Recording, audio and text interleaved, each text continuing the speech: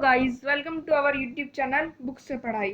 आज हम लोग करने जा रहे हैं हिंदी की आंकलन कार्य पत्रक नंबर 3, तिथि 21 अगस्त 2021, कक्षा 9वीं। ठीक है, यहाँ पर आप अपना नाम भरेंगे और अपने कक्षा अध्यापक का नाम। तो चलिए शुरू करते हैं। निम्नलिखित गद्यांश को पढ़कर नीचे पूछे गए प्रश्नों के सही विकल्पों के सम्मुख बने गोले को पेंसिल या पेन से भरिए। यानी कि हम इस पहले गद्यांश को पढ़ेंगे, जो हमें उत्तर सही लगा हम उस विकल्प के सामने जो हमें गोले दिए गए हैं उसको पेन या पेंसिल से भरेंगे। ये आपकी चॉइस है, आपको जैसे भरना भरिएगा। आइए गद्यांश को पढ़ें।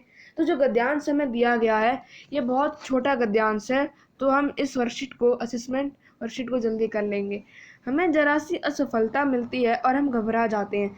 हमें जब असफलता मिलती है, हमें जब ठोकर मिलती है तो हम घबरा जाते हैं, जबकि जीवन में हमेशा चुनौतियां मिलती रहती हैं। पल प्रतिपल किसी भी व्यक्ति का जीवन संघर्ष में होता है। जो संघर्ष से निकल कर आता है वह एक सुखद परिणाम पाता है। उसे हमेशा अपने कार्य करते समय लगता है कि वह अवश्य होगा। अगर ऐसा नहीं होता तो दशरथ मांझी जैसा व्यक्ति पहाड़ का सीना नहीं चीर पाता। उनकी पत्नी का देहांत सिर्फ इसलिए हो गया कि वह इतने लंबे चौड़े रास्ते से अपनी पत्नी को इलाज के लिए अस्पताल न जा पाए। उन्होंने प्रकृति तक तो चुनौती दी और पहाड़ का सीना चीर कर रास्ता बना दिया। जब तक व्यक्ति खुद पर विश्वास नहीं करेगा तब तक वह व्यक्ति सकारात्मक परिणाम नहीं दे सकता। जिस दिन हम कांटों के बीच चलना सीख जाएंगे उस दिन हमें यह एहसास होने लगेगा कि जिंदगी का असली रास्ता तो यही है। जब तक हमारी जिंदगी में चुनौती नहीं होगी और उस चुनौती को हम स्वीकार नहीं करेंगे तब तक हम हारने जीतने गिरने की बात अपने जीवन में नहीं होने देंगे। तब तक हमें जीतने उठने के भाव अंदर नहीं ला पाएंगे। यानी कि इस गद्यांश में कहा गया कि कभी भी हमें असफलता से मुंह नहीं मुड़ा लेना चाहिए। हमें कोशिश करती रहनी चाहिए, ट्राई बार बार मारना चाहिए। हाँ, हमें जब उस चुनौती को ठान लिया तो हमें ज़रूर करना चाहिए। तब एक तरह से आपके अंदर मोटिवेशन जगा रहा है ये गद्यांश। ठीक है, और ये रियल स्टोरी है। जो दशरथ मांझी थे 1953 में, जब ये 33 साल के थे तब इनकी पत्नी का मृत्यु हो गया था। ये मजदूरी क्या करते थे और इनकी पत्नी इनके लिए खाना लेकर आ रही थी पहाड़ के रास्ते से। तब ये गिर गए थे, उनकी पत्नी गिर गई थी पहाड़ के रास्ते, उनका सर फट गया और वह अस्पताल ले जा रहे थे अपने सीने पर उनको बिठा के, हाँ मतलब टांग के।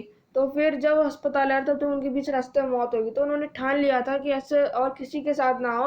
उन्होंने पहाड़ तोड़ना शुरू कर दिया और वह अकेले 50 साल तक, सोच रहे 50 साल हर रोज जाया करते थे सुबह और पहाड़ तोड़ा करते थे। इसके लिए मैं आपको एक फिल्म सजेस्ट करता हूँ, Dashrath Manjhi the mountain man.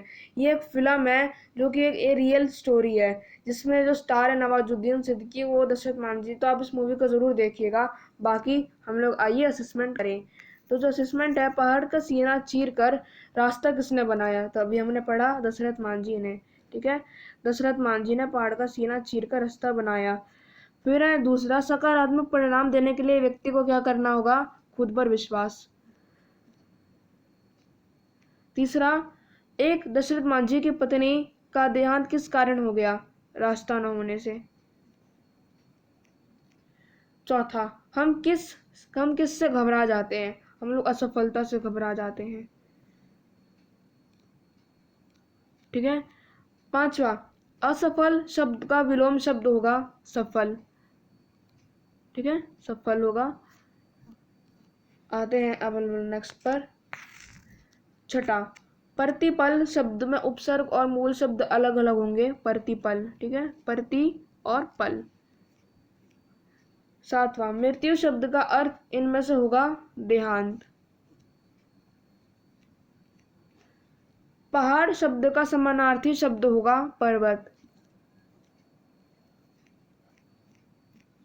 नौवां, इन शब्दों में से तत्सम शब्द चुनकर लिखिए। संघर्ष। 10वां, मानव और मनुष्य शब्द का पर्यायवाची शब्द है आदमी। तो आज इसी के साथ हमारी असेसमेंट वर्कशीट हुई खत्म। अगर आपको असेसमेंट वर्कशीट अच्छी लगे, एक्सप्लेनेशन अच्छी लगे तो वीडियो को लाइक कीजिएगा, चैनल को सब्सक्राइब कीजिएगा। Thanks for watching.